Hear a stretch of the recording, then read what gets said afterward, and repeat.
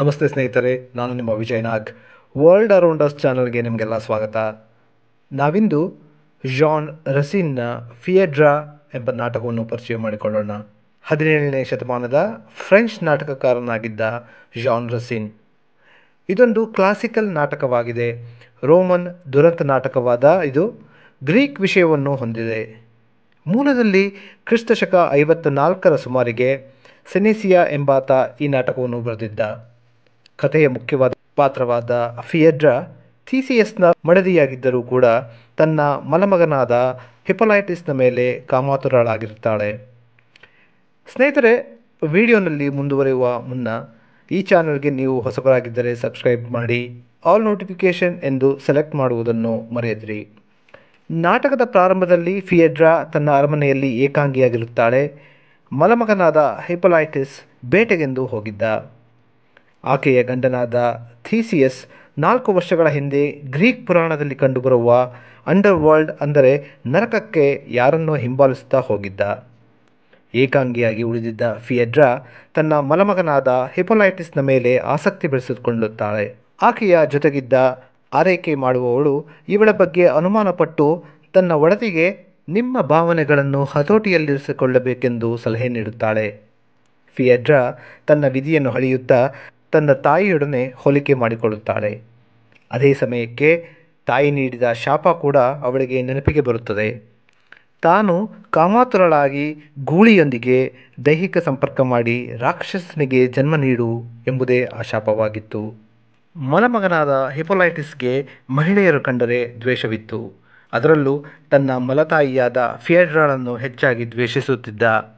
ಅವನು ಬೇಟೆಯಿಂದ ಹಿಂತಿರುಗಿದ ಮೇಲೆ ಆರೈಕೆ ಮಾಡುತ್ತಿದ್ದ ಎರಿಕಾ ಎಂಬಾಕೆ ಅವನ ಬಳಿ ಬಂದು, ನೀನು ಇನ್ನೂ ಸಂವೇದನಾಶೀಲನಾಗಿರಬೇಕು, ಮೃದುವಾಗಿ ಮಾತನಾಡಬೇಕು, ಸ್ತ್ರೀಯರನ್ನು ಹೆಚ್ಚಾಗಿ ಅರಿತುಕೋ ಎಂದು ಹೇಳುತ್ತಾಳೆ.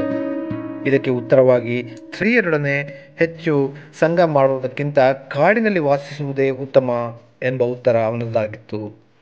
ಇದೇ ಸಮಯಕ್ಕೆ ಫಿಯೆಡ್ರಾ ಅಲ್ಲಿಗೆ ಬಂದು ಹಿಪೊಲೈಟಸ್ಗೆ ಸಿಂಹಾಸನವನ್ನು ಏರಿ ಆಡಳಿತದ ಚುಕ್ಕಾಣಿ ಹಿಡಿ ಎನ್ನುತ್ತಾಳೆ.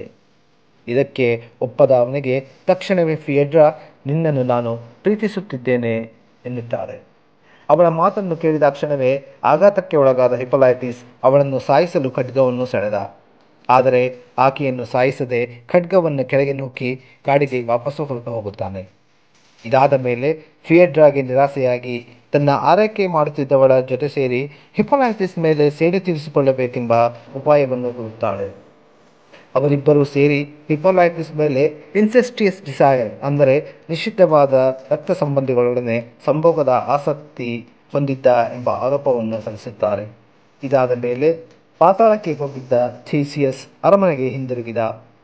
ಆಗ ಫಿಯೆಡ್ರಾಳ ಆರೈಕೆ ಮಾಡುತ್ತಿದ್ದ ಸೇವಕಿ ತಾನು ಆತ್ಮಹತ್ಯೆ ಮಾಡಿಕೊಳ್ಳುವ ಹಾಗೆ ಇಚ್ಛಿಸುತ್ತಾಳೆ. ಥೀಸಿಯಸ್ ತನ್ನ ಸೈನಿಕರಿಗೆ ಅವಳ ದುಃಖ ಶಮನವಾಗಿ ಅವಳ ಮನದೊಳಗಿರುವ ಸತ್ಯ ತಿಳಿಸುವವರೆಗೆ ಸೆರೆಯಲ್ಲಿರಿಸಲು ಆದೇಶಿಸಿದ. ಇದೇ ಸಮಯಕ್ಕೆ ಫಿಯೆಡ್ರಾ ಅಲ್ಲಿಗೆ ಬಂದು ಮಲಮಗನಾದ ಹಿಪೊಲೈಟಿಸ್ ನನ್ನನ್ನು ಬಲಾತ್ಕಾರಿಸಿದ್ದಾನೆ ಎಂದು ಗಂಡನಲ್ಲಿ ದೂರಿದ್ದಳು. ಮೊದಲು ಅವಳ ಮಾತನ್ನು ನಂಬದ ಆತ ಅವಳ ಒತ್ತಡಕ್ಕೆ ಮಣಿದು ಮಗನನ್ನು ನಾಶ ಮಾಡಲು ತನ್ನ ತಂದೆಯಾದ ನೆಪ್ಚ್ಯೂನನ್ನು ಆಹ್ವಾನಿಸುತ್ತಾನೆ. ಅವನ ಪ್ರಾರ್ಥನೆಗೆ ಉತ್ತರವಾಗಿ ಮಗನಾದ ಹಿಪೊಲೈಟಿಸ್ ಸಮುದ್ರದ ಜೀವಿಯೊಂದರಿಂದ ಸತ್ತು ಹೋದ ಎಂಬ ವಾರ್ತೆಯು ತಲುಪುತ್ತದೆ. ನಾಟಕದ ಕೊನೆಗೆ ಫಿಯೆಡ್ರಾ ಥೀಸಿಯಸ್ನ ಬಳಿ ಬಂದು, ಹಿಪೊಲೈಟಿಸ್ ಮುಗ್ಧ, ನಾನು ಕ್ಷಮೆಯೇ ಇಲ್ಲದ ಅಪರಾಧವನ್ನು ಮಾಡಿದವಳು ಎಂದು ತಪ್ಪೊಪ್ಪಿಗೆ ಹೇಳುತ್ತಾ ವಿಷವನ್ನು ಕುಡಿದು ಆತ್ಮಹತ್ಯೆ ಮಾಡಿಕೊಳ್ಳುತ್ತಾಳೆ. ಸ್ನೇಹಿತರೆ, ಇಲ್ಲಿಯವರೆಗೂ ನೀವು ಜಾನ್ ರಸೀನ್ನ ಫಿಯೆಡ್ರಾ ಎಂಬ ನಾಟಕವನ್ನು ಪರಿಚಯ ಮಾಡಿಕೊಂಡಿರಿ. ಈ ವಿಡಿಯೋ ನಿಮಗೆ ಇಷ್ಟವಾದಲ್ಲಿ ಲೈಕ್, ಕಮೆಂಟ್ ಮಾಡಿ, ನಿಮ್ಮ ಸ್ನೇಹಿತರೊಡನೆ ಶೇರ್ ಮಾಡುವುದನ್ನು ಮರೆಯದಿರಿ. ಧನ್ಯವಾದ.